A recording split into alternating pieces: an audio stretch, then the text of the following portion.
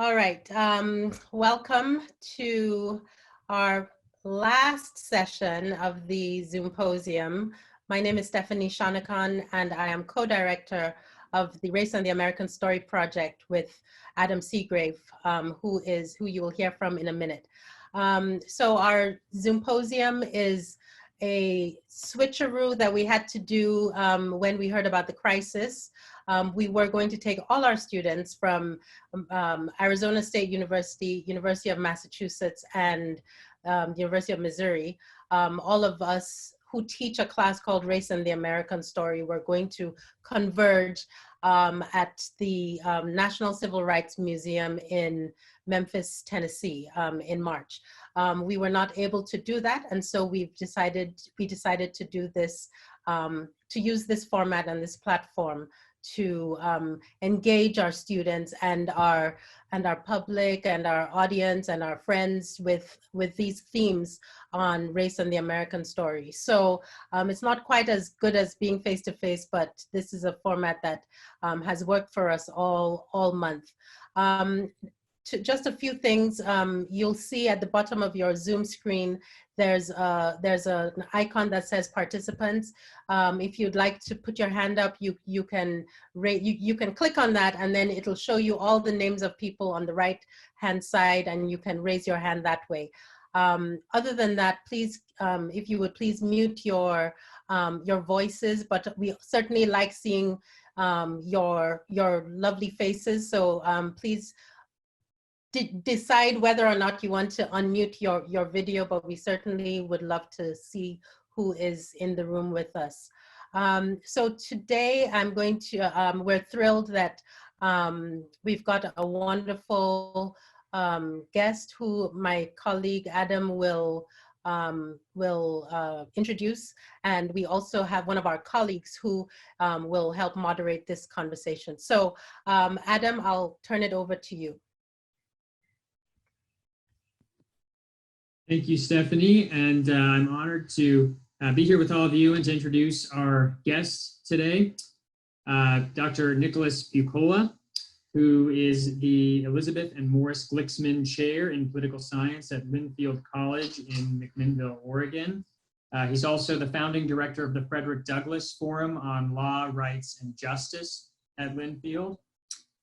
He's the author of The Fire is Upon Us, James Baldwin-William F. Buckley Jr. and the Debate Over Race in America, which he'll mostly be speaking to us about today. He's also the author of The Political Thought of Frederick Douglass in Pursuit of American Liberty.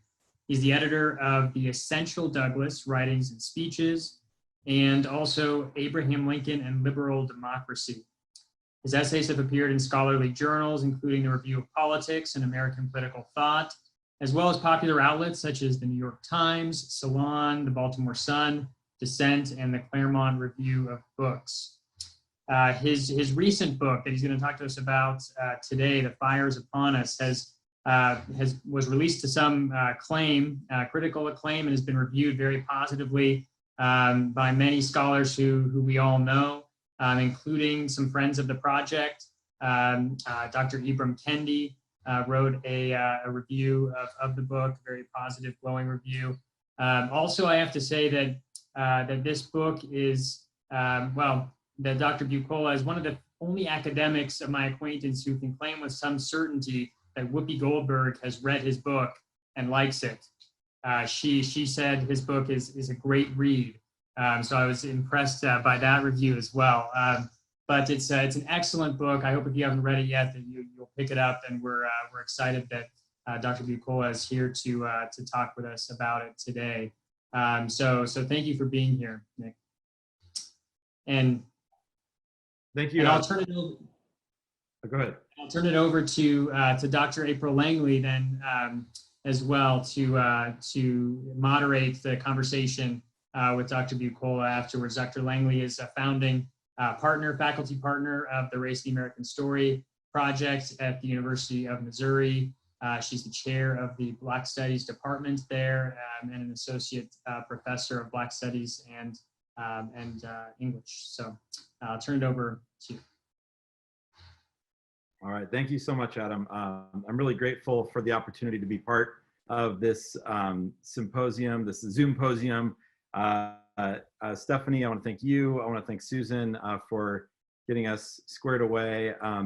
And yeah, the comment about Whoopi Goldberg reminded me of something my colleague Chip Turner at the University of Washington said. He said, you never thought when you were studying in the library all those old books of political theory that one day you would say, I want to thank Whoopi Goldberg for for saying such nice things about my book. So yeah, this has been an extraordinary experience, and it's really because of the power of this story that I'm trying to tell in the book. So as Adam said, I'm going to speak for about 20 minutes, and then April and I are going to engage in conversation and bring all of you into the conversation as well. So I'm going to go through a few slides with you that I will share now, and we will. This is usually something I do in 60 minutes. So I'll boil it down to 20 minutes, and we'll definitely fill in gaps as we go along. So let me go back to the beginning here. All right, so I want to start us out in this space. What you can see now on your screen, hopefully, is the Cambridge Union in Cambridge, England. This is the world's oldest debating society. And I want to take you back to this space about 55 years ago, February 18th, 1965. This space was absolutely filled. Every spot on those benches you can see was filled with mostly Cambridge students. All the spots upstairs in the galleries were filled. Indeed, there were so many students in this space that you couldn't see that hardwood floor. There were students sitting on the floors and in the aisles.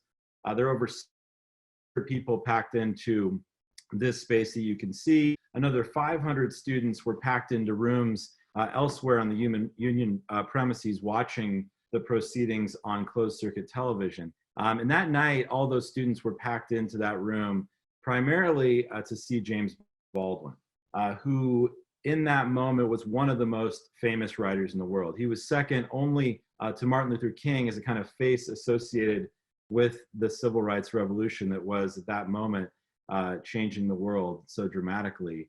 Baldwin was, in the words of his friend Malcolm X, the poet of the civil rights revolution. I think that term poet is one that Baldwin himself often used to describe himself, and it's a word that really had a really broad meaning. He was a kind of artist. He was a witness.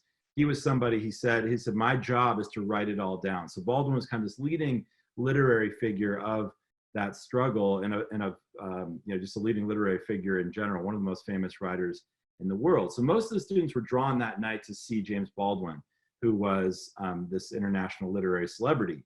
But they're also intrigued by the prospect of seeing Baldwin debate.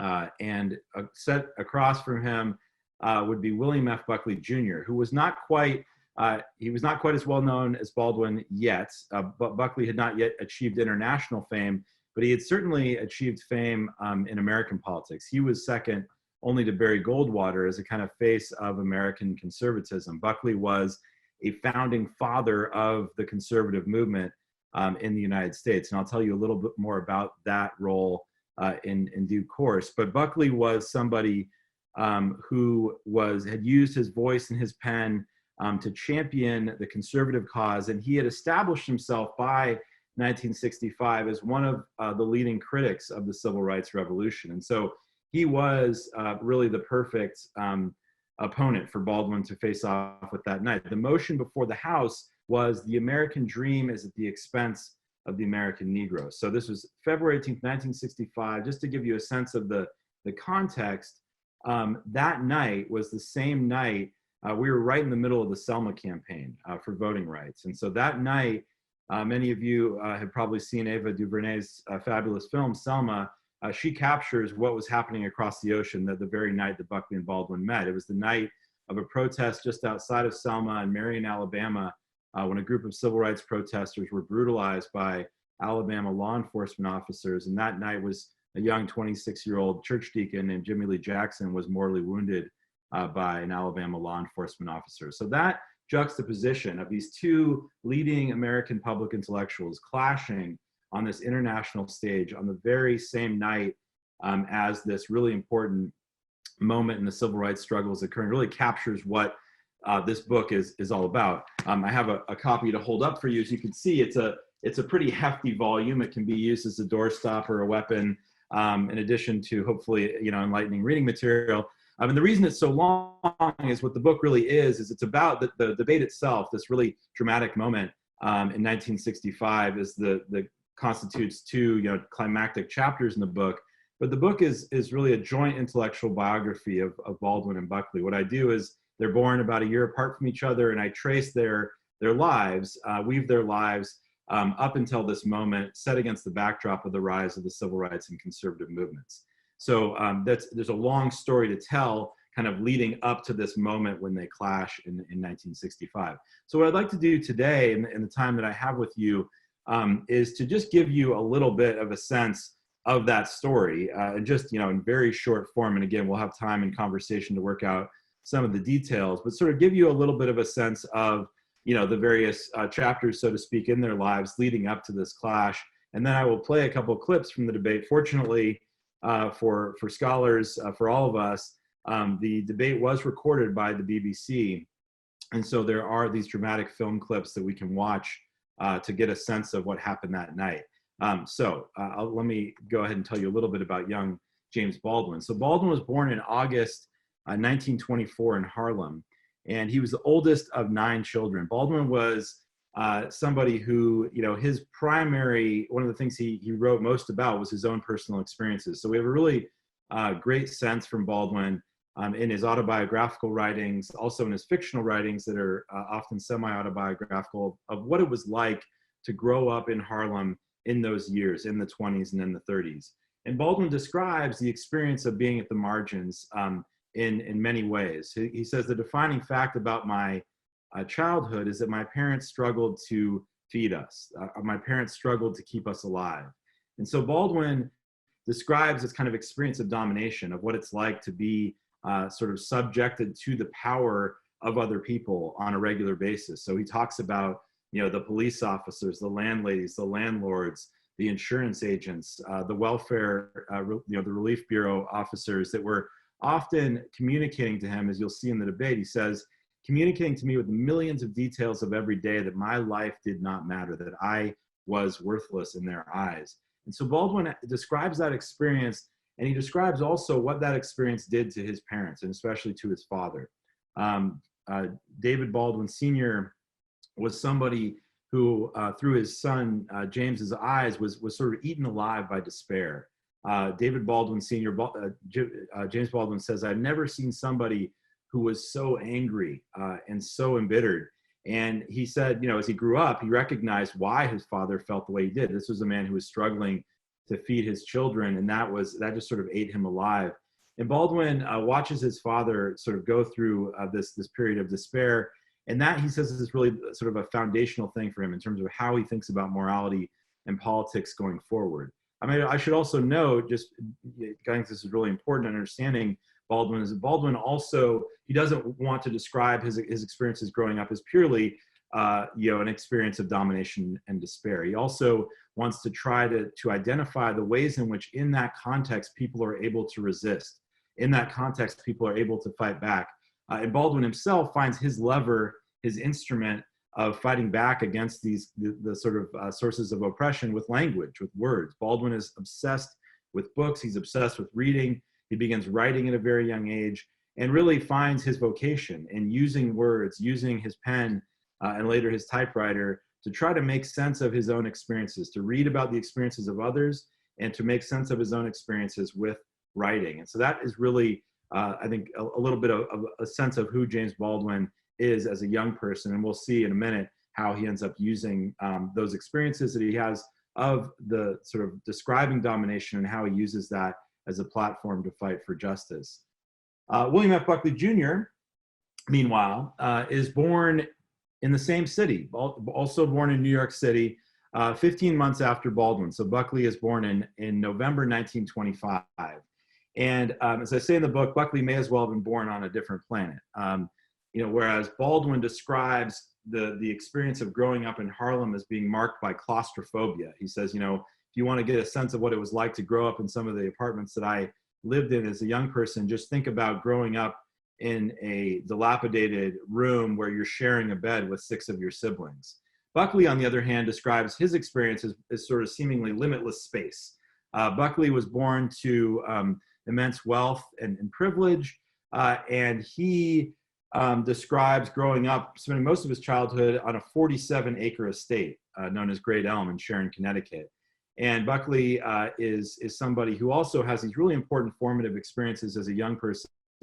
His father and his mother really, taught. He was homeschooled up until high school, and they taught him a particular worldview. They taught him everything under the sun. There was live-in tutors in the house. There were these visiting tutors that would teach them every subject you can imagine.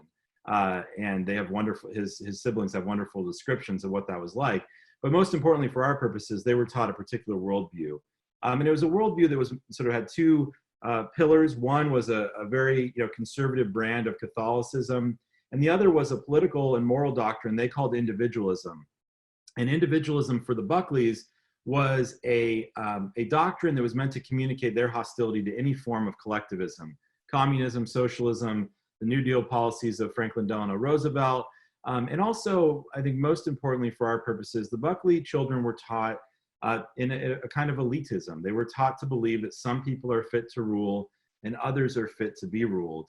And that elitism was thoroughly racialized in the Buckley household. So the Buckley children say that by any definition, our parents were racist. They taught us to believe in racial hierarchy. But, and this is an important caveat for the Buckley children, they say we were taught not to have animus toward those who were beneath us. We were taught to feel a sense of noblesse oblige, a sense of responsibility to take care of those beneath us, especially those who were loyal. So that was a central part of Buckley's upbringing, and that ends up being very important in terms of how he thinks about civil rights. I can see that I've already spoken for almost 10 minutes, so time flies when you're having fun. So I am going to go very quickly through these next two slides because I really want to tell you about some of the things that they had to say about race leading up to the debate, because that's most central to our conversation over the course of this semester. Buckley goes on to Yale. He is a star debater at Yale. He's somebody who takes that worldview his parents taught him, and he is willing to defend that worldview against all comers. He gets an opportunity to really voice his views quite prominently by becoming chairman, as they called it, or editor-in-chief of the Yale Daily News. So you can see an image here of Buckley in that role. He used his perch as editor of the Yale Daily News to not only comment on international politics and domestic politics, but also campus politics. If you can imagine this, students, he used that editorial page to write these scathing critiques of his professors. Don't get any ideas. And he was mostly concerned about the fact that his professors were converting many of these mostly young men in those days from the Christian individualism they had been taught by their parents, and these professors were converting them into atheistic socialists. So Buckley writes a lot about that while he's in college, and then he goes on, he graduates. The first thing he does after graduating is write a book-length indictment of Yale and of American higher education generally, basically calling on alumni and boards of trustees to exert more power over who is hired and who is fired and what is taught. Buckley goes on, if that wasn't controversial enough, he goes on to write a book-length defense of Senator Joseph McCarthy, who of course was leading the latest Red Scare in the country. And so Buckley, that ties those two things together is one of the central ideas that Buckley was taught by one of the few conservative professors he had at Yale, Wilmore Kendall, was that any sane society is a society that is held together by what Kendall called a public orthodoxy. There are certain things that everyone in the society must think and believe and say, and there are other things that are outside of that orthodoxy, and they need to be limited in some way. So that was a central part of Buckley's worldview. Baldwin, this is the late 40s, early 50s. They're both coming of age intellectually at about the same time. Baldwin is arriving on the scene first as a literary critic. He's reading the work of others in order to try to make sense, as he put it in 1955, of what it means to be an honest man and a good writer. And so Baldwin is writing, and he gets his start writing in really every genre. He's writing this literary criticism. He's writing short stories. He's working on an autobiographical novel that he will finish in the early 1950s. He's an essayist. He becomes one of the great essayists, I think, in American literary history. Baldwin is working out a series of ideas in this period. And really what I argue in the book is there's kind of one central set of themes that really obsess Baldwin in everything that he's writing, whether it be fiction or nonfiction, journalism or literary criticism.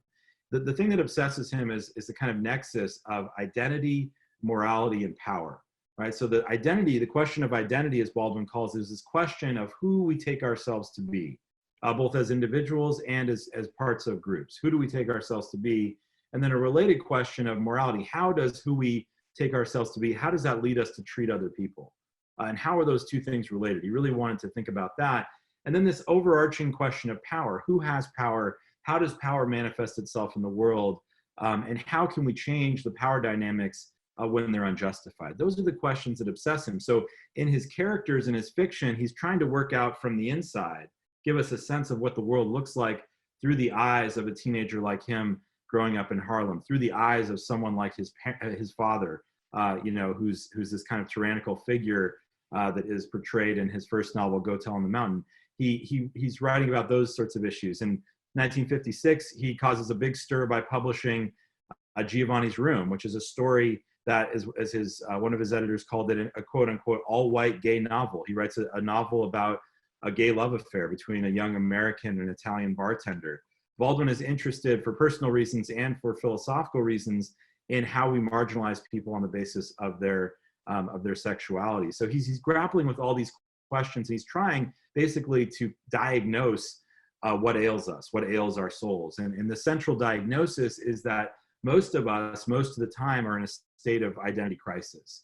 We are really frightened by the idea of coming to terms with who we really are. And so what we do is we try to construct identities. We construct identities that we think will make us feel safe. And he says, Baldwin says, what we often do in order to make ourselves feel safe is we try to make ourselves feel superior, right? So he says we're always using this idea of status in one form or another to make ourselves feel superior to others. So that's a central conclusion that Baldwin reaches in his early writing. Buckley, he establishes himself in the mid-50s as a really important founding father of conservatism. And I won't say much about this here, except to say that Buckley does play this outsized role as an organizer, as somebody who gets people together who otherwise might not be together. There's nothing that we could really call a conservative movement at the time. Buckley is really arriving on the scene, and he wants to create one or play a role in creating one.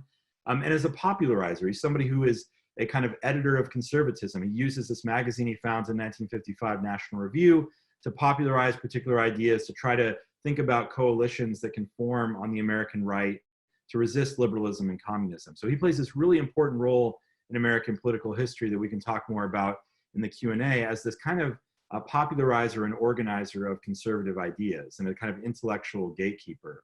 And most importantly for our purposes, Buckley, in 1955, when he's starting the magazine, the lead up to the launch of the magazine actually launches in November of 55. The lead up to the launch is occurring in the years just prior to that. And it's right in this period where we're seeing a really important changes happening in American racial politics, right? So you have the Brown v. Board school desegregation decision in 1954, the backlash against that decision with the rise of the White Citizens Councils, the Southern Manifesto, the massive resistance. All these things are happening in the aftermath of Brown v. Board, and the arrest of Rosa Parks, the rise of Martin Luther King, the Montgomery bus boycott. All that is happening, the lynching of Emmett Till. All that is happening right in the time, the months and years when Buckley is founding National Review. And he's playing this role as a kind of editor of conservatism, trying to shape a movement. And so how he decides to come down on questions of race and civil rights ends up playing a really important role in American political history. And I argue in the book, the decision that he makes has consequences for us down to today. And Buckley ends up deciding that National Review will be in a position of resistance at almost every turn. So just to give you a sense of this, they end up as a magazine, and Buckley himself they are critics of Martin Luther King in almost every way. The only defense of King they offer is the idea of an economic boycott. They believe is a legitimate form of social protest. That is about it. They're critics of the sit-in protesters. They're critics of the Freedom Riders. They're against the Civil Rights Act of 1964. They're against the Voting Rights Act of 1965. Buckley tries to articulate a philosophy of resistance that is non-racist, he says, but not reflexively racially egalitarian. Non-racist, but not reflexively racially egalitarian. So it's a very fine line he tries to walk. And he justifies this view most infamously in an editorial called Why the South Must Prevail, which was published in 1957. In that piece, Buckley, the major conclusion, which I have excerpted on my first slide here, is the white community in the South is entitled to take such measures as are necessary to prevail politically and culturally, because for the time being, it is the advanced race. And if you'd like, during the Q&A, I'd be happy to explain the context of that statement. But Buckley had this view that essentially this domination was justified because white people were, at the time, in his view, the advanced race. And so again, there was kind of this idea of noblesse oblige built into that, that he believed white people had this obligation because they were, for the time being, the advanced race. And we can definitely work that out. I'm sure we'll want to work that out in the Q&A as we go forward. But then I just want to give you a brief sense of Baldwin, and then I'll play the clips from the debate, and then we'll open the conversation. So at the very time, Buckley, has a little back and forth with various conservatives during this period. It's important to note that to be in the mid-1950s, there were a lot of conservatives, people who thought of themselves as conservatives, who were also thought of themselves as friendly to civil rights. So it was not a foregone conclusion that Buckley would reach the conclusion that he reached. And so I'd be happy to give you more of a sense of the scene in the Q&A if you'd like. But Buckley is taking this position, he's having a little back and forth even within the magazine about just how far white resistance to Black liberation ought to go. And as Buckley is going back and forth with these other conservatives about how to resist, Baldwin is making his first trip to the American South. And it was really in this moment, when I was writing the book, that was the moment that was most powerful for me as a writer, was doing this really deep dive into this group of intellectuals rationalizing their resistance, making sense of why they were resisting the idea of civil rights. Going from that scene, for about, what ends up to be about 15, 20 pages in the book, really deep dive into what they were thinking, to Baldwin sitting in a living room of a 15-year-old boy who's the first African-American student at a previously all-white school in Charlotte, North Carolina. And Baldwin is in this living room looking into this young man's eyes, and Baldwin's always trying to figure out what the world looks like through somebody's eyes, whether it's a fictional character or non-fictional subject. He wants to try to get us a sense of what the world looks like through their eyes. And so Baldwin is sitting there talking to this young man, and he says, what I really wanted to know from him is what it was like for him to approach that school on the first day and see his classmates arm in arm in a barricade to keep him out of school. What it was like for him to experience verbal and physical abuse at the hands of his classmates on a daily basis. What it was like for him to see his parents subjected to economic threats, political threats, physical threats as a result of them deciding to send him into that school. So Baldwin really wants to grapple with this from the inside. And just to give you a sense of how he does this, he talks to that young man, but he goes on to talk to the principal at the school, because he also wants to know what it's like for this young white man who's in this position as the principal of the school to play the role that he's playing in this drama. And Baldwin thinks it's only by digging deep to the real human question that we can make any sense of the big moral and political questions. So that's really the kind of writing that Baldwin does. He says, my job is to be a witness. My job is to write it all down. I want to give you a sense of what the world looks like through the eyes of these folks. And if it's only by coming to terms with what's really happening inside of ourselves, of our souls, that we can have any hope of really addressing the big moral and political questions before us.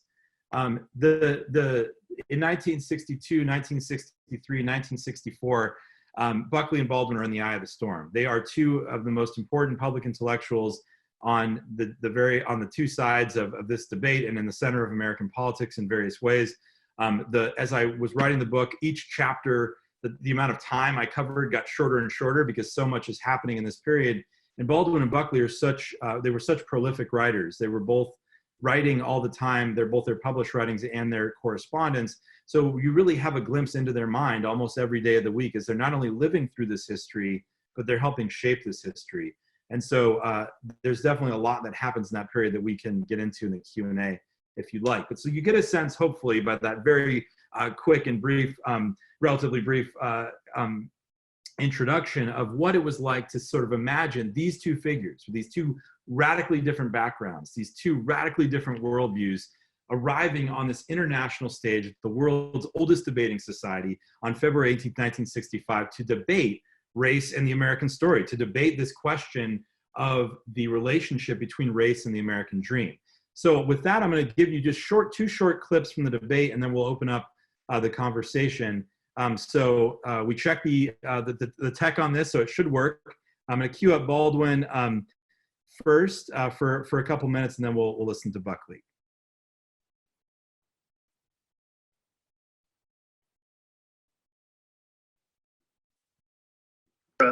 You suppose that you are too.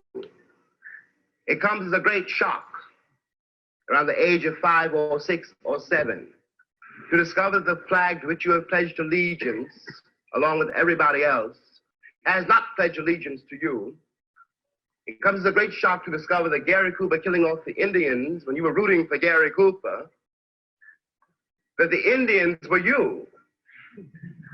It comes as a great shock to discover that the country, which is your birthplace and to which you owe your life and your identity, has not in its whole system of reality evolved any place for you. The disaffection, the demoralization, and the gap between one person and another, only on the basis of the color of their skins, begins there and accelerates throughout a whole lifetime, so that presently you realize you're 30 and are having a terrible time managing to trust your countrymen. By the time you are 30, you have been through a certain kind of mill. And the most serious effect of the mill you've been through is, again, not the catalog of disaster. The policemen, the taxi drivers, the waiters, the landlady, the landlord, the banks, the insurance companies, the millions of details, 24 hours of every day, which spell out to you that you are a worthless human being. It is not that. It's by that time you've begun to see it happening in your daughter or your son or your niece or your nephew. You are 30 by now, and nothing you have done has helped you to escape the trap. But what is worse than that, nothing you have done, as you can tell, nothing you can do will save your son or your daughter from meeting the same disaster and not impossibly coming to the same end. Now. Okay, so you can imagine there's plenty more to check out. So definitely after, if you have not watched the debate already, after we're all done here today, go on YouTube and watch the rest of Baldwin's speech, which is really remarkable.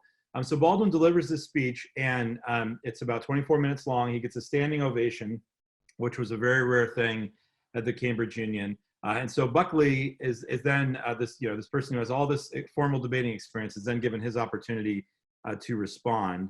And so here is a little bit of William F. Buckley responding.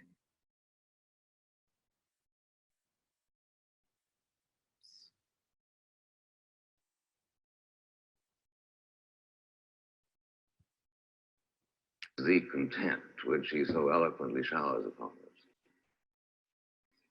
us. It is impossible, in my judgment, to deal with the indictment of Mr. Baldwin unless one is prepared to deal with him as a white man.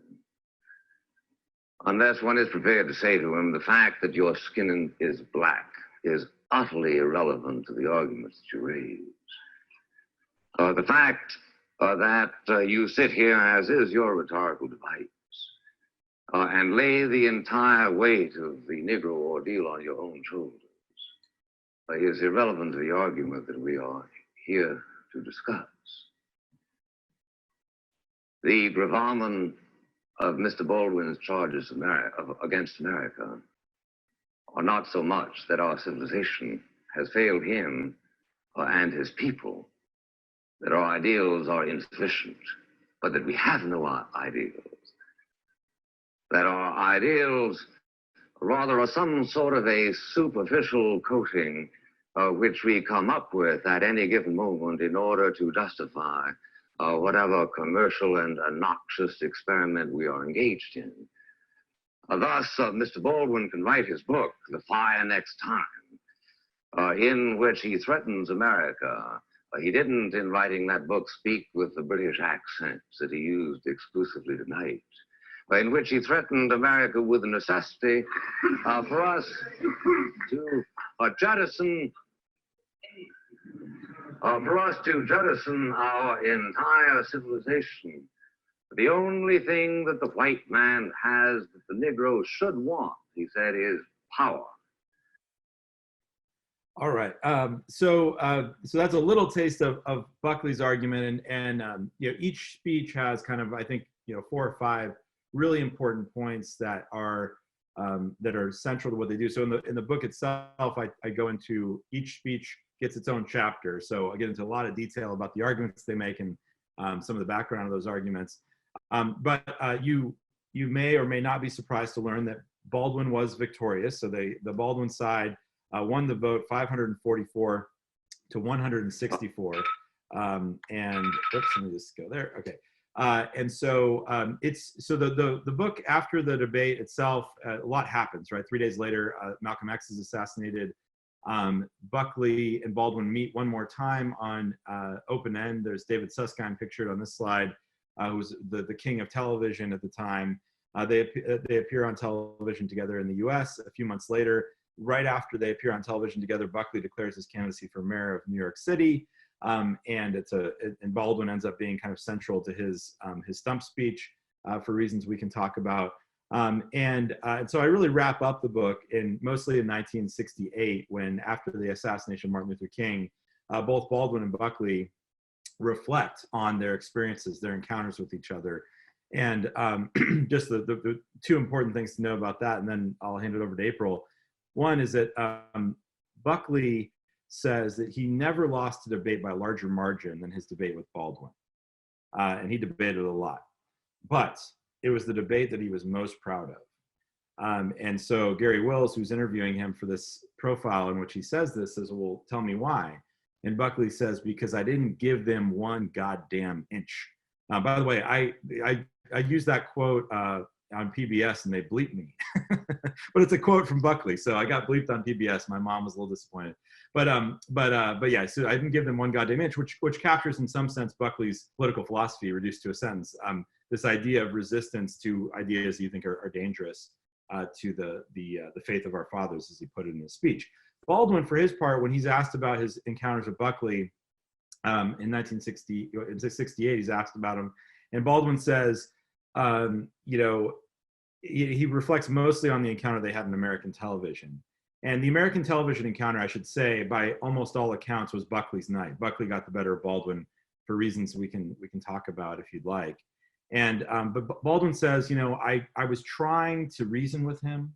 I was trying to engage him. I was trying to do what Martin was doing, Martin Luther King. But Buckley refuses to listen. He's a bully. He refuses to listen. And so Baldwin says, what I should have done is hit him over the head with my coffee cup.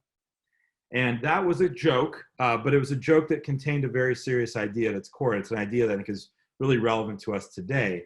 At Cambridge, Baldwin says at the end of his speech, what concerns me most is that we are so unable to listen to each other. We're so unable to hear what we're saying to one another that the very authority of reason, the very authority of discourse will break down. And where reason ends, war begins, right? And so Baldwin has this, and it's a very haunting thought, right? And so the book kind of concludes on a pretty haunting note, because you have Baldwin saying to us, if discourse breaks down, if we have these competing senses of reality, which is a term Baldwin also uses, then how can we possibly make any progress morally or politically? And so you think about Baldwin saying that 55 years ago, and look where we are now. And it's a very, very frightening thing. However, I will conclude on an up note before I hand it over to April, which is that Baldwin does give us some hope. He says, as long as we're alive, we have to be hopeful. And the center of Baldwin's hope is this idea of love. And love for Baldwin is not a sentimental thing. It's not a soft thing. To be loved by James Baldwin, I've been telling a lot of audiences, is is not necessarily pleasant, right? To be loved means love for Baldwin is a kind of confrontational thing. To love yourself is to be willing to engage in a kind of ruthless introspection about the ways in which we're constructing false identities in order to make ourselves feel safe. And to love another human being is a willingness to confront them about the delusions under which they live. So I'm going to leave it there and hand it over to April. Thank you for your attention on Zoom, and I look forward to our conversation. So I'll stop share so I can see everybody. There we go. So thank you so much. You prefer to call Dr. Buccola or Nick or Nicholas? What? Nick is fine. Thank you, April. Okay, Nick, because and I want to recommend that everyone actually go and watch the YouTube. Thank you for YouTube, that you go and watch the debates. There's a lot about body language. There's a lot that's said. In the interest of full confession, when I watched it just recently again, I'm only halfway through your book. It's great.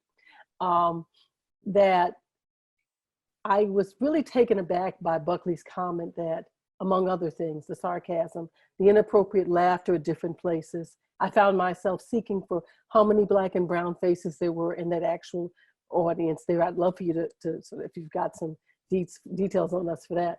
But I thought he said in this British accent, like he was, and so I thought, wait a minute, because I remember, well, this is how he speaks.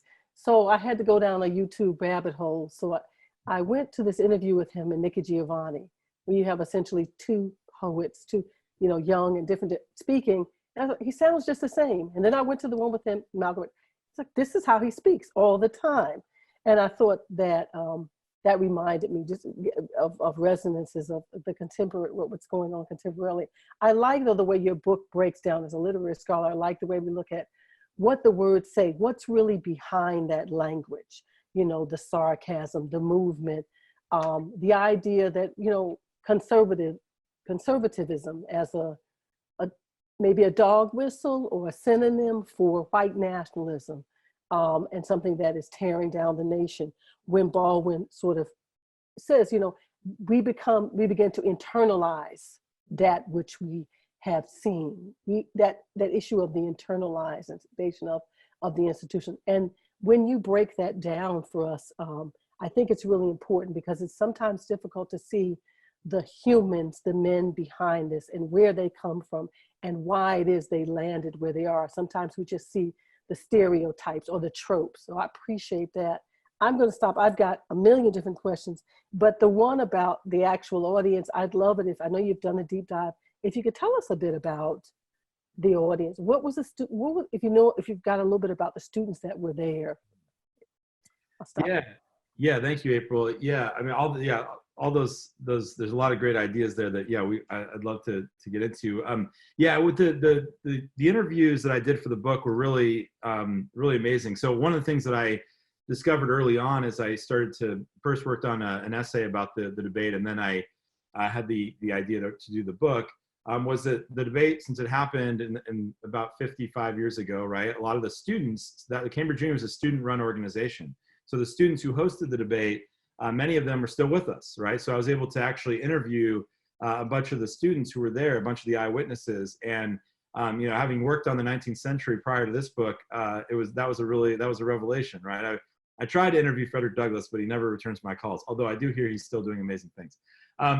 So I talked to the students about the experience of spending time with Baldwin and Buckley, and how sort of got the backstory of how the debate even happened in the first place, which hadn't really been written about, to my knowledge, when I started the book. And so I mean, the makeup of Cambridge, though, is a really important question, right? This is something, as I've been traveling around talking about the book, it's been really interesting to talk to people who remember watching it on TV back in those days, and the impact that it had on them. And one of the things that's fascinating is that Baldwin, he's in this predominantly white, overwhelmingly elite space, right? And so I had one really powerful encounter with someone in California who remembered watching the debate with her parents when she was a kid in Los Angeles. And she said she remembered it being really painful, right? To see Baldwin in that space defending his humanity, in that, not just in that space, but with Buckley there as his, kind of antagonist, and Buckley with that, I saw Rudy chuckling when they shot that reaction shot of Buckley where he looks like he's going to fall asleep, right? This like patrician boredom that he has on his face as Baldwin is, delivering this amazing sermon. So, I mean, and from what I've been able to gather about the audience, you do see some students, students of color in the audience, and the Cambridge students who I interviewed said that, Cambridge was, overwhelmingly a white institution at that time, but there were, at least the interviews I did, they indicated that there were, African students in many cases that were, maybe came from more elite backgrounds, and Indian students. And you actually, one of the things that's left out of the BBC recording that's really powerful that we were able to discover. So one thing about the BBC recording is it's edited. So they had to fit it within an hour. So you don't actually get the whole thing. And so one of my quests early on was to find a full recording. And the Cambridge Union didn't have a recording anymore. They said it was probably destroyed in a fire. And so every student I interviewed, I said, hey, do you know of any existing recording? And one student just so happened, he's like, I have an old reel-to-reel recording, audio recording in my attic. So we have, that's now included in the audiobook and it's transcribed in the book. And I mention that because you do get to hear student questions. So like in the House of Commons, in the Cambridge Union, you could, members of the audience could stand up and be acknowledged by the speaker for questions. And you do, and Baldwin doesn't get any questions. I mean, in a way, because Baldwin was delivering this kind of sermon, it would have almost been profane to interrupt him. Buckley gets a number of questions, and he has about 4 or 5 that he actually calls on the students, and some of those students, are you can tell they're international students who are asking questions in part based on their own experiences, and so I think that's especially a powerful part of that scene. But yeah, the scene itself is really remarkable in many ways, and as you mentioned, the body language of the scene, just the physical space is really powerful because that space is so, it hadn't changed much in so long. And I went there in January and it still looks the same. It does pretty much as it does in those images. So, which is really a remarkable thing in its own right. Thank you. Yeah, you can see Baldwin's very expressive eyes at certain points when Buckley says that, really, I could ask you a million different questions all about sort of their lives, especially in their childhood, which I think is captured in interesting ways. But what I'd like to do is open it up, since we have limited amount of time, to questions first, maybe from our students. Maybe we'll let them go first if there are students that would like to ask questions. I don't see anything on the chat. You could just hold up your hand, or you could just write, I have got a question. Use the raised hands icon, thank you.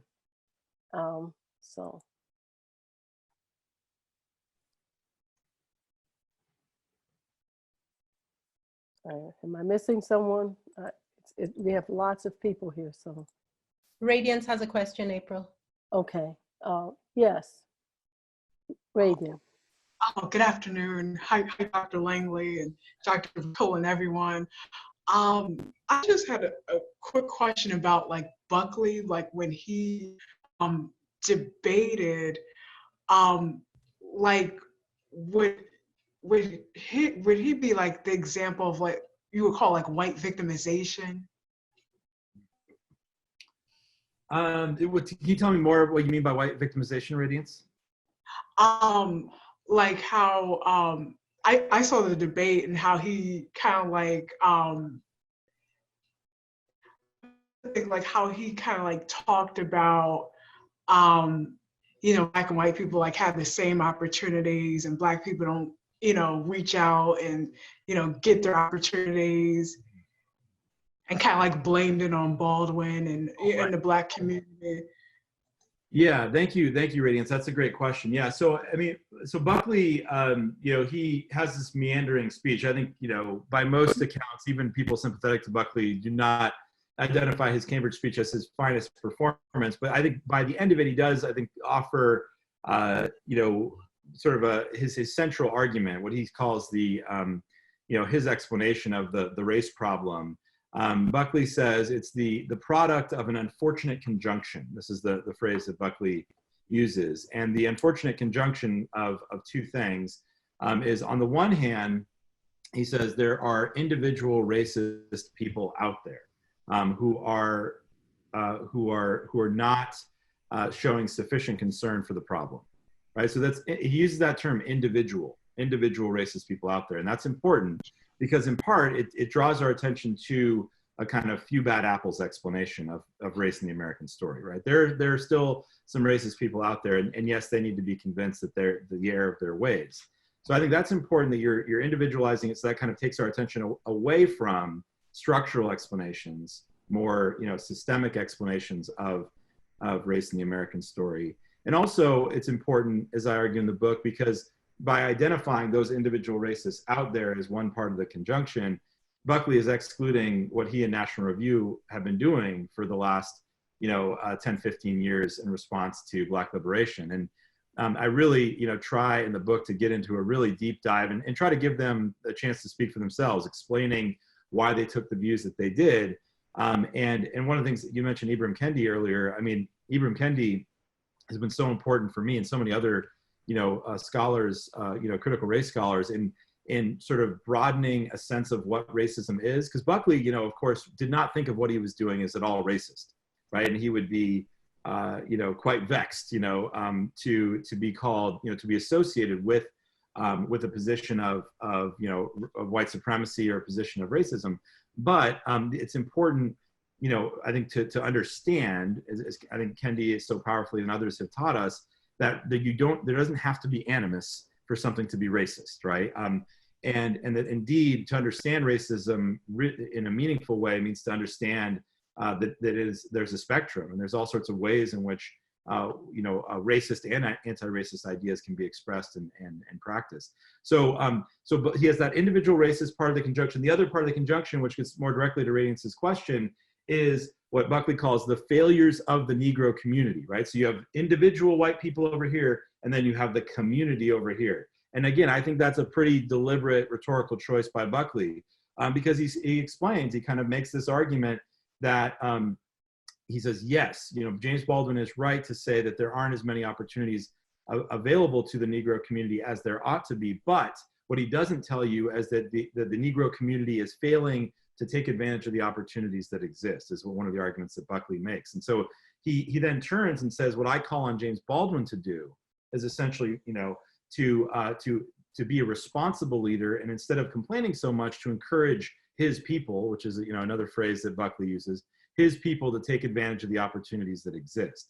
And so Buckley, that was kind of, I think that really captured, a really important strand in his philosophy is you're talking about this idea of a kind of, personal responsibility, pull yourself by your bootstraps, sort of response to the problem.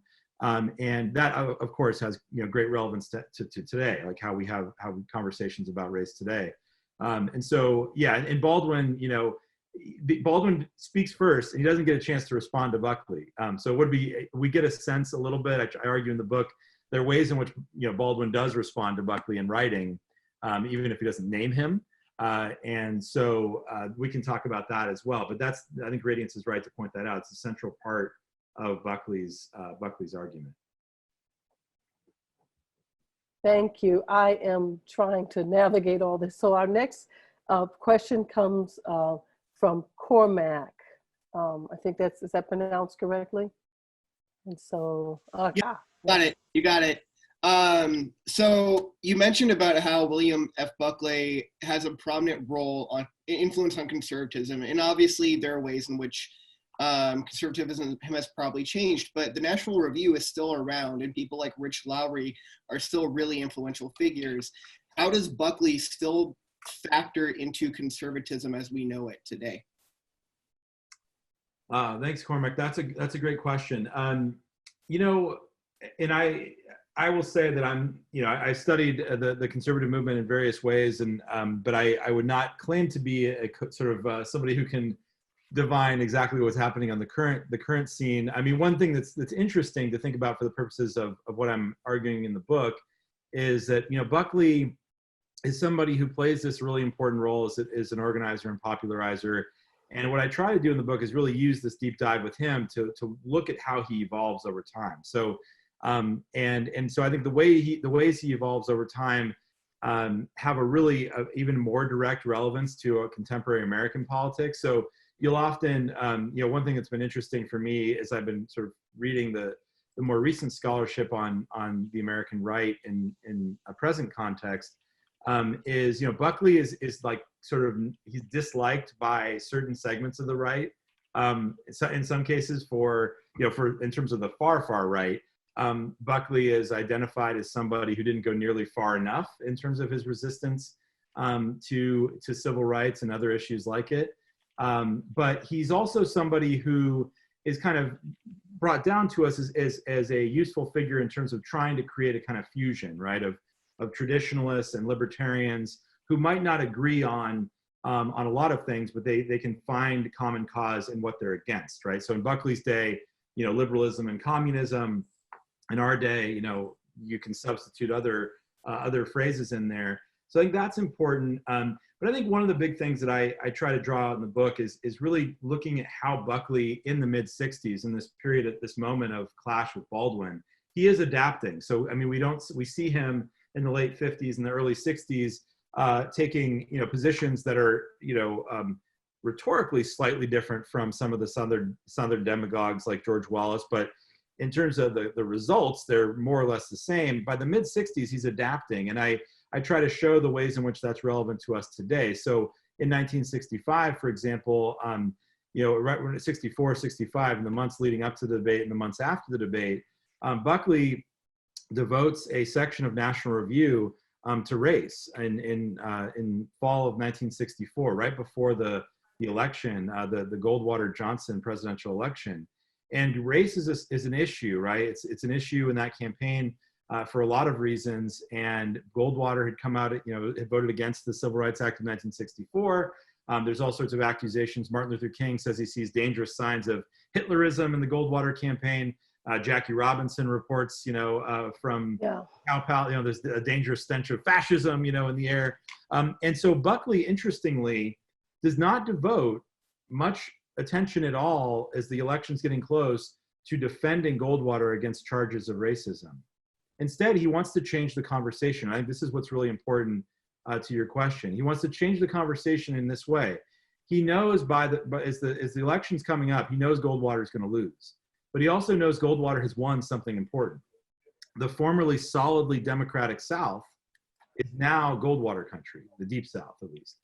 And he's seen in the sort of Upper South, George Wallace ran, in those three primaries, right, in the Upper South in 1964 against Lyndon Johnson, and got over a third of the vote in each of those primaries. And Buckley is seeing something important. So what he does in National Review is he changes the conversation. He tries to move it from a focus on civil rights, from a focus on the South, to a focus on this idea of white backlash. And he uses that phrase. So he has this peace commission called The White Backlash, and defends the idea that white people should be feeling threatened by the rise of, a Black liberation. And then he has to demonstrate this sort of framing essays about white backlash in the special issue of National Review. The follow-up essays are about busing in New York City and fair housing law. And so what Buckley sees is that the conservative movement can channel that kind of racial resentment. He says that political energy is energy that the conservative movement needs to harness. And so as we watch, obviously, the late 60s with the rise of Nixon, the return of Nixon, and so on, and how racial politics becomes more coded, maybe slightly more subtle, that's really important coming down to today. So that was a long-winded response. Hopefully there was something of value there. That was awesome. Thank you very much. Yeah, and that last part really addressed, I don't know if you've been looking at the thread, Dr. James mentions this idea of framing the terms and the context, and so the discussion of how Buckley shifts the narrative, right? And literally changes the language and then wants to tell, here's what's important about this. And so then now we're having a different kind of conversation as opposed to the one that's there. We're having a conversation nonetheless. And I would harken back to Anna Julia Cooper, who says, America doesn't need to have a race problem, and it has an equal to saying for it. The fact that we problematize race, sexualize race and racism, and that we acknowledge it. But then we have these crafty characters that come along and, well, it's not really about that. And they sort of contort it in the language, right? And I'll stop there because we are very happy to have, and I'm going to mispronounce it. I can read French better than I can speak it. Magali Besson from the Sorbonne, who is one of our new RAS partners. And so we'd like to have a question from her. Yes, thank you. Thank you very much. So I'm from France, and that's great to be able to hear you and be part of this kind of event. So maybe something good is going to come out from this pandemic situation. So I have two questions. One is very factual.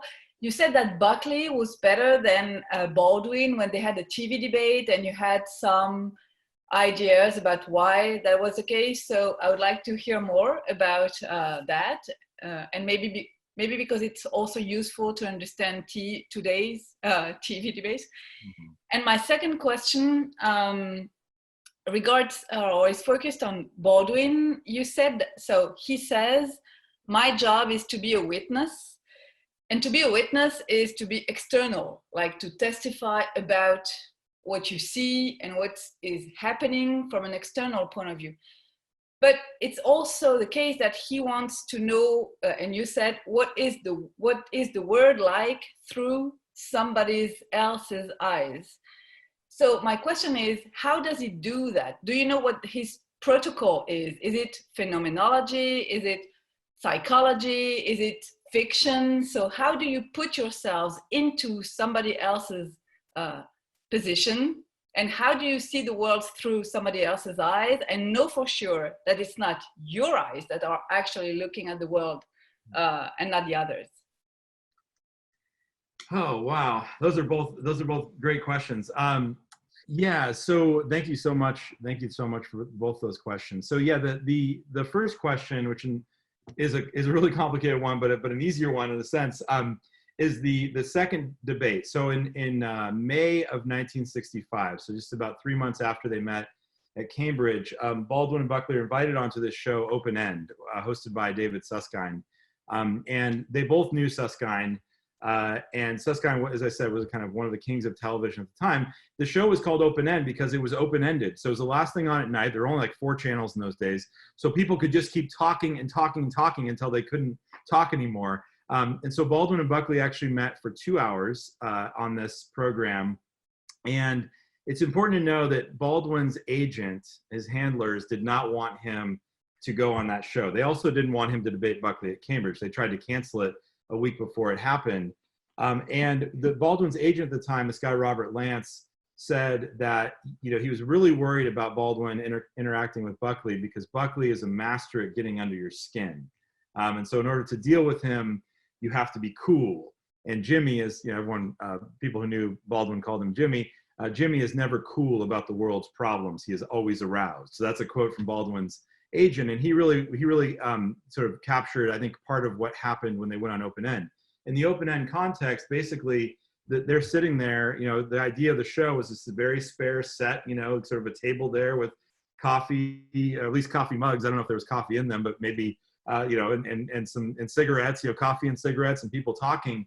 And Buckley in that context was able to, engage in his rapid fire back and forth, which he was really good at. I mean, I talk about in the book, going back to his college days, he would debate professors on the radio, and he would, in many ways, he would get the better of his professors because he was so good at these rapid fire questions, and he would sort of, talk circles around people. And so what happened on Open End is so one of the things about the Open End thing that's one of the great tragedies and frustrations of this project is that in those days, a lot of the things that were on television were not recorded. They were recorded and then taped over. And so the Open End episode, I spent more hours than I care to admit looking for any record, any like audio or video recording of that. But the Museum of Television is still looking for a copy. So I'm figuring if they can't find one, I probably never will. But so there still hasn't been. So everything we know about that encounter is based on the media reports about it, the fan letters. So I was able to go into the archives of Buckley and Baldwin and read fan letters that they got after that appearance, including Buckley got a nice postcard from Milton Friedman praising his performance. The show itself kept notes of what it sort of appears to be somebody on the set. I'm guessing an intern or something took some notes about like sort of highlights to them of what was said. But there's also, most importantly, you know, Buckley and Baldwin have a little bit of reflection about what happened. And Gore Vidal also writes a little bit about it after he has his dust up with Buckley. And there's really one moment that everyone identifies as the crucial moment in the conversation. And there's many corroborating sources, so I feel very confident that this moment happened. And basically the moment goes something like this. Baldwin is talking about the conditions under which many people live in Harlem. And he says one of the problems in Harlem is that the people who live in Harlem don't own Harlem. And Buckley says, well, you know, can the people who own Harlem really be blamed for all of the conditions there? So this kind of goes back to Radiance's question in some ways. And Buckley uses this, he has this kind of snide remark. He says, do the landlords tippy-toe uptown and throw garbage in the streets? So that line really ticked Baldwin off. And so that line, what Baldwin heard Buckley saying was the people in Harlem who were living, you know, under very difficult conditions deserved that fate. And the people who were more fortunate downtown, they deserved their fate. And Baldwin says that in that moment, he tuned out. He said, at that moment, I said, I can't talk to this guy.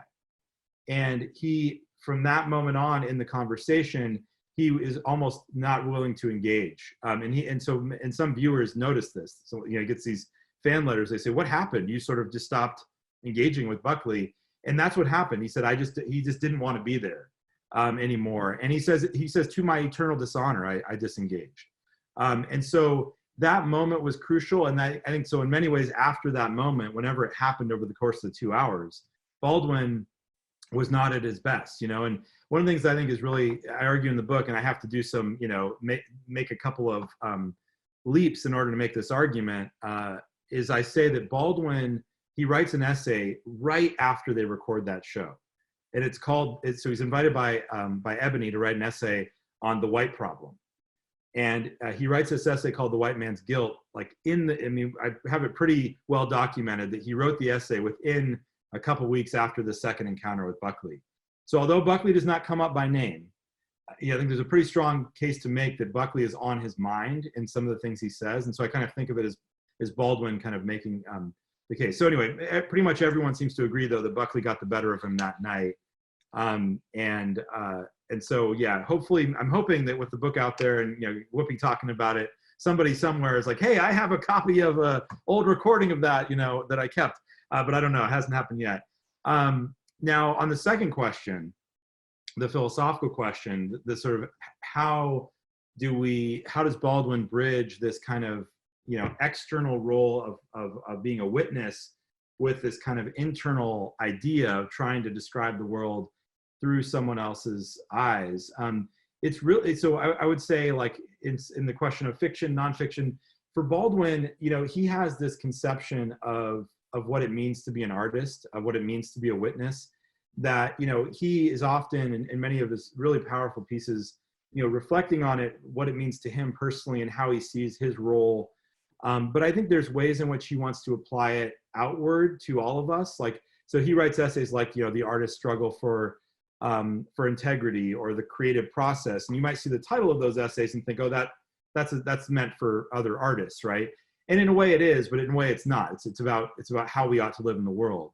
And so I think what Baldwin would say in response to your question, at least in my sense of what he would say, is that, you know, we have as individuals our own experiences as, you know, this primary source that we can draw on to really think deeply about questions of morality and identity and power.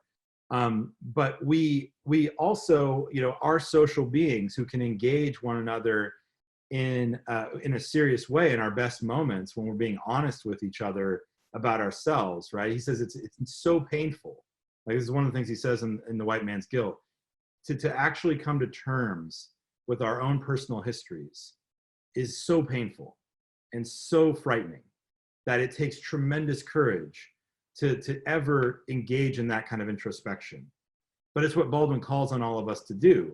And he says that if we do that as individuals, that's crucial. That's a starting point for everything. And it's not something that one fine day we wake up and we're liberated from our delusions. It's a struggle in every moment of every day. So he says that's what he calls on all of us to do. So he says, conquer the wilderness within is kind of one of the ways he puts it in one of his essays. But also that we are social beings, and we're engaging with one another, and we're trying to help each other in that quest to really liberate ourselves from the delusions under which we live. And so Baldwin says that can take all sorts of forms. Baldwin's most formative influence is Buford Delaney, right? A painter, right? And so Baldwin says with his brush, he was a great witness. He helped me see the world. So it might not be through fiction, it might be through fiction, nonfiction, ordinary conversation. I mean, Baldwin calls on all of us to engage in this act of love, of being honest with ourselves and honest with one another. And so that will take different forms in different ways. So that's kind of a dodge of your question, but it's also, I think the truth about Baldwin is that he really was somebody who wanted us to approach this in different ways with the gifts that each of us have, and to always be engaging and experimenting with how we can, make the world a slightly more humane place with everything that we do. Oh, thank you, Nick. And I just want to add also that there is that issue of double consciousness, and he and Nika Giovanni, they actually posed this question, and it was the question of, well, is it that the Negro knows the white man better, or is it that the white man knows the Negro better? And they actually engage in a bit of debate and discussion about, of course, this issue of double consciousness. Baldwin's point, necessarily the Negro or Black have to know the white man better because it's a matter of his own survival. It's also a point of history, right? And so there's a way in which when one is seeing the world through others' eyes, the point you make, both ontologically and epistemologically, there's a point at which there is a literal, I don't want to go back to the Du Boisian veil and all that, but there's a literal way in which, yes, I see you, oppressor, better than you might see me. So there's a way in which I can look through a lens and pierce that lens, and actually there's a truth about you that I can reveal that may not be self-evident. And I don't, so just to, that's sort of another aspect. And of course, it's completely debatable, the notion of the double consciousness and how it functions. But that is one of the issues that he takes up. And then he does move to this point of love, but in a strange kind of way, right? So our next question is from Rachel. And then I'm going to just name Rachel, and then Maya, and then Professor Hernandez. So yes, Rachel. I had a really good question when I first thought of it, but now I kind of just have a comment, something relating to it. So Buckley seems like really condescending and patronizing, and kind of just like today's, if he were today, I'm not racist because I don't say the N-word, or I'm not racist, but that kind of thing. Sorry, I had a really good question. And I don't know, he kind of just reminds me of Get Out and stuff like that. And I guess that's really all I have to say now. I'm really sorry. No, don't apologize, Rachel. I think that's you're right. I mean, in terms of your perception of, and Buckley is interesting, right? So I should say that, by every account, from all the people I interviewed who knew Buckley, on a personal basis, he could be incredibly charming, incredibly generous, incredibly gracious. And one of the things that's remarkable about him, this goes back to one of April's first points about the kind of performativity of all this, is that Buckley, he was also a performer. And a lot of people who debated him would describe this very strange experience of sitting on the stage with him and him being very, very friendly, and then the lights come up, and then he unleashes, his inner Torquemada, as one of his biographers put it. And so I think that's really important, right? Is that there's something about Buckley, and again, how he conceived of his role, as you know, that kind of condescension he thought was central. That was, you know, he sort of played this role of this kind of elite conservative. That was what he did. And with all the things that go with that, the yachts and the lavish lifestyle, in some ways, at least, that's important to know. But yeah, I think that this other point you make about you know, Get Out and the kind of racism, the ways in which Baldwin loved film, and Baldwin was so maybe I can, there you go. Yeah, so Baldwin loved film, and I've gotten the question a lot about what would Baldwin think of Get Out, or and I think there's something about a film like Get Out that actually is really capturing part of the ways that Baldwin wants us to think about identity and think about race. And there's other things going on in Get Out that I still don't completely understand. But I think there's a certain sense in which what's happening in that film, where you have the kind of Bradley Whitford type character who who thinks of himself as really quite enlightened on a lot of these things, and of course we know what he's up to.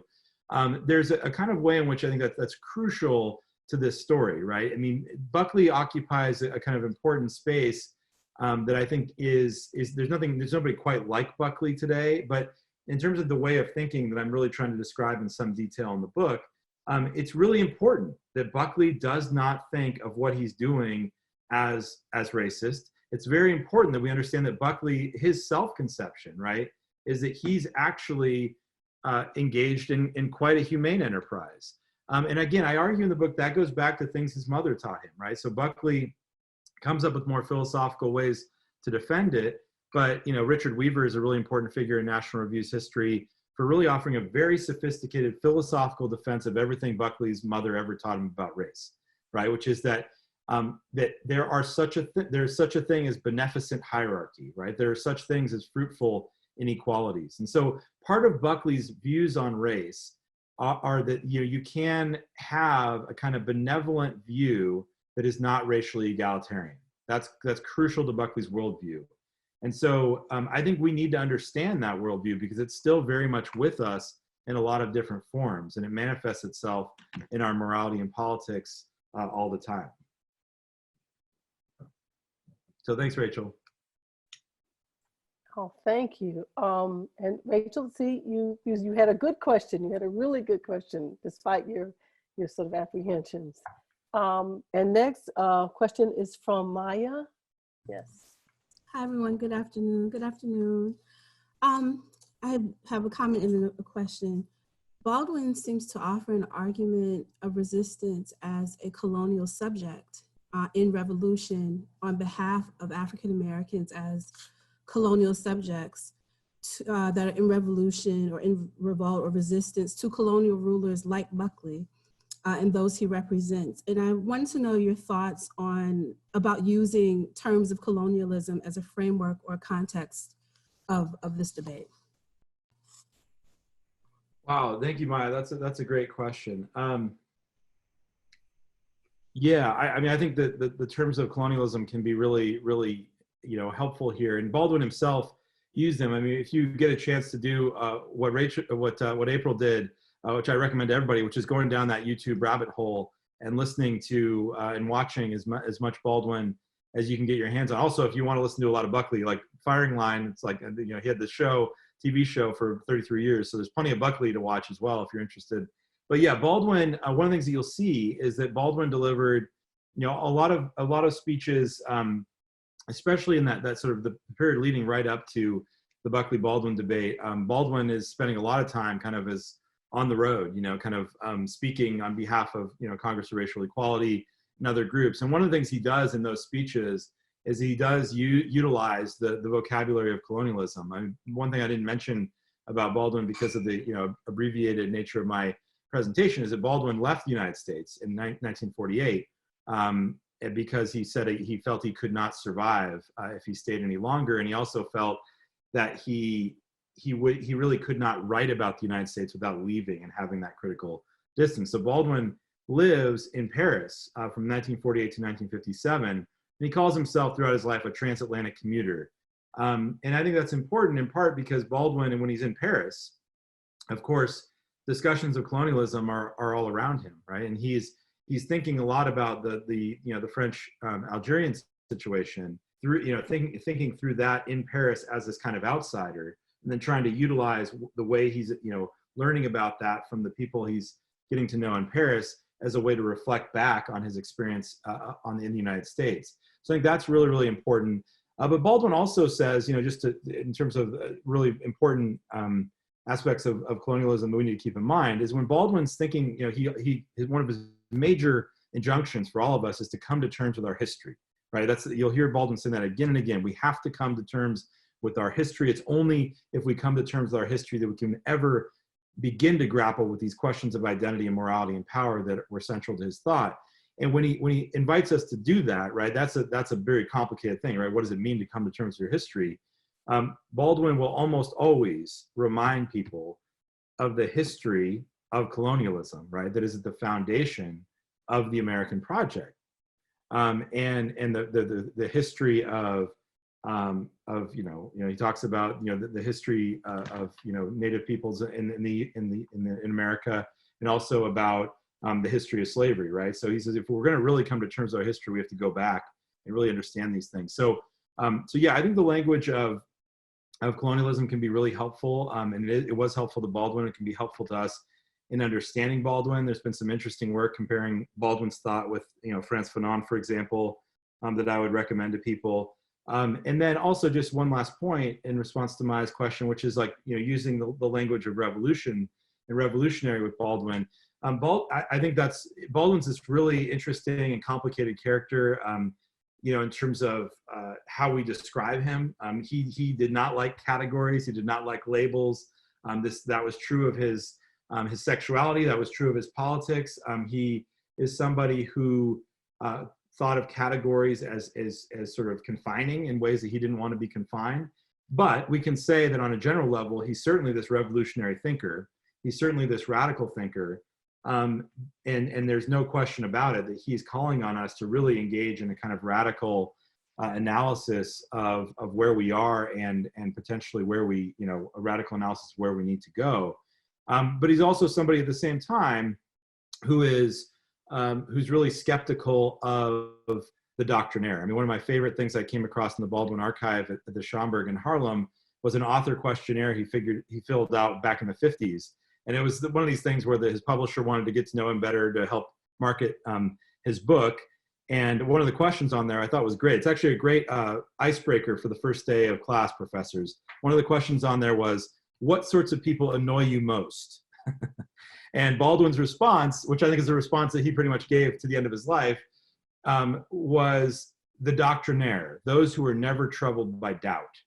And so you see throughout Baldwin's thought, he's this revolutionary thinker, but he's also a revolutionary thinker who never wants to be associated too closely with any particular ideology, because he thinks ideologies can often be substitutes for thinking. So that makes him complicated to deal with politically, but I think that's a really important part of who he is, that everyone should know that as we go forward.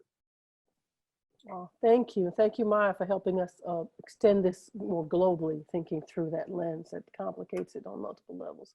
We need to have another conversation about this. That's a whole other thing. We're going to be wrapping up pretty soon. So Professor Hernandez has the last question, and then I'll kick it back to my esteemed colleagues, Adam and Stephanie. So sometimes you hear stories of Buckley kicking people out of the conservative movement. You hear it described as, well, he got rid of the really crazy folks, John Birchers or Joseph Sorben or something like that. So I'm kind of interested to ask about the motives there, why those people don't get to be mainstream conservatives. But maybe also this, Buckley's a Catholic. I think he's Irish. I'm not sure. That's kind of a, just a generation or two would have been a minority, a religious minority. The Klan, they're no friends of the Catholics, right?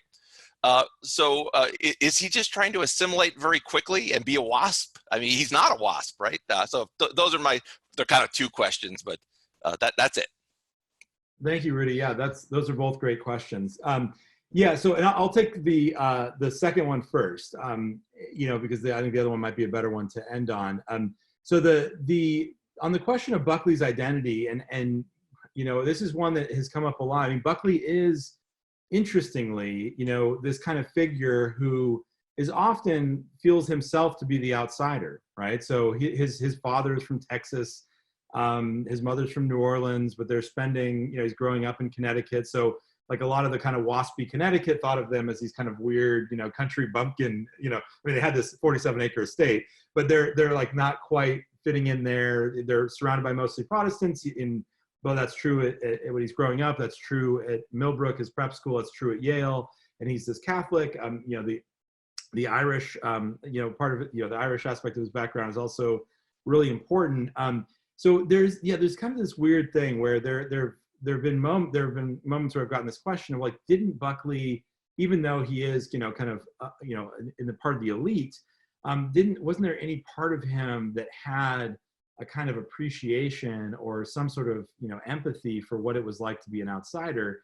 And, you know, that doesn't come through very often, unfortunately. In fact, I think that it often was used as a kind of shield. I mean, one thing that Buckley does, he does this at the Cambridge speech, and he does it later on during his mayoral campaign quite a bit, is he uses like Daniel Patrick Moynihan, you know, and sort of some of his work on race as a kind of shield against any accusations of racism. So Buckley doesn't seem to have really, at least that I've been able to discover, really internalized that experience of him being a kind of outsider in certain contexts, and then really applying it to race. I mean, and I think that it's one of these things that's unfortunate. And I think that Buckley, one thing about him, this would be a nice transition to the conservative movement question, that's kind of one of these counterfactuals that I wonder about, is Buckley's parents were also anti-Semitic, and that is a legacy he was able to shed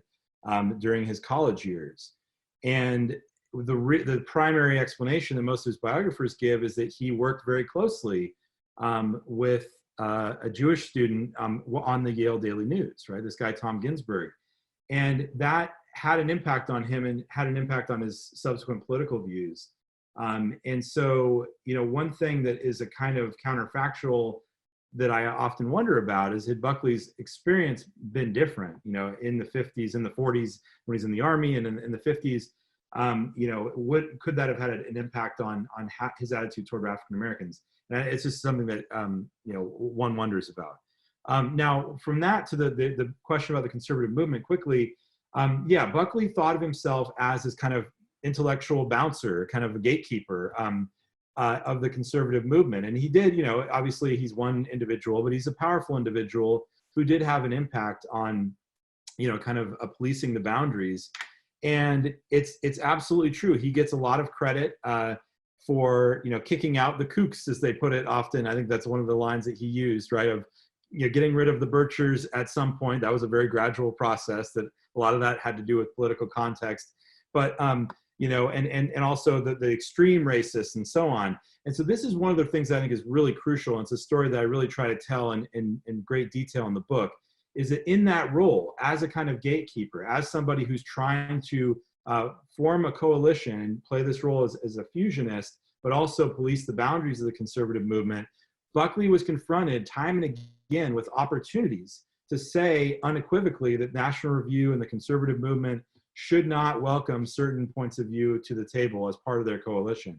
And I argue in the book that he usually failed at that. And he certainly failed at that publicly, more so than he did privately. Privately, he was often willing. He would sometimes get pushback from Southerners who thought he was being too hard on the Ku Klux Klan, for example, and who thought he was being too soft on racial questions in one way or another. And he would write back privately to some of those people and say, well, here's why I'm taking the view I'm taking. But publicly, he was not going out and making the kind of, you know, clear stand that he made in other contexts, like with Ayn Rand and with the Birchers. And so, and the reason is, it's very clear from the evidence that he leaves us, that one of the central reasons is, and he makes this clear in published writings and in private writings, is that he recognizes that in order for the movement that he's trying to keep together to succeed, they need the political energy. That's the term he uses, political energy of people who are being fueled by racial resentment. I mean, he recognizes that. And so he has this kind of struggle in the early 60s where he's like, you know, is it okay for us to achieve power if the price of that power is a kind of willingness to work with some people who we find to be unsavory? And he ends up answering that question, yes, that is a price worth paying. And that's a question that I argue in the book, in the epilogue at least, that's a question that continues to confront us today. And it's a question that is of the utmost importance as we reflect on our own responsibilities in the present moment. So thank you all for your attention. I know I'm going to hand it over back to one of the hosts, but I'm really grateful for this opportunity to spend time with you. If you're interested at all in the book, it's actually about like $7 as an audiobook. The Audible reader is great if you like audiobooks. So it's been really fun. I could do this all day. So thank you for your attention. I really appreciate it. Thank you. Thank you so much, Nick. Thank you, April Langley, for moderating this wonderful conversation. This has been a really great way to end our Zoomposium because Nicholas is reminding us in that book that engagement is really important. And I think that's what Adam and I envisioned when we thought about this project. We wanted a way to have our students engage with difficult topics. And I know many times we have classes of students who are all on one side of the political aisle. And we really want to also see other perspectives come into it so that our students are never left like James Baldwin was at that TV debate when he turned off. We always want our students to remain turned on and to remain engaged so that they can help their adversaries think through what is going on. So very quickly, I just want to say thank you to you all. Thank you, Nicholas, for joining us. What wonderful work. You actually model for our students what research could look like and how important that research is. So thank you, Nicholas. Thanks to all the other experts and scholars who joined us for the entire Zoomposium. I want to also say that, you know, it's great to have Magali on the Zoomposium all the way from France. Again, she's one of our new partners, and we're excited to think about, you know, what Maya just asked. You know, what are the sort of the wide-ranging ways that we can think about racism, colonialism, imperialism, all of it as part of a global patriarchal hegemonic system. And I think it's important to help our students think about this. So thanks to you, Magali, for coming. I want to really say thank you to my brother in England. So this is really a global thing now. He's still up and he is, Richard, just give us a quick thumbs up so we know it's you. And then, and he also lived in France for a number of years. So this is a good meeting of global minds. Please follow us at race_AmerStory on Twitter for more details. We are excited, Adam and I, to announce that we have just designed a program for our students to carry on these conversations during the summer. So please watch our space, raceandtheamericanstory.org, our website, where we will hopefully be able to share with you the 10 lucky, wonderful students from across our campuses who will engage in these conversations using film, music, books, even television shows. So those applications are coming in, and we're excited about that. Thanks also to our some of the people who've been on here, are people who I know and love who are retired, but they are not tired of engaging. So people like Arlene and David Krause, who has attended most of these sessions. We hope that you all too can join us in the summer in some of these sessions.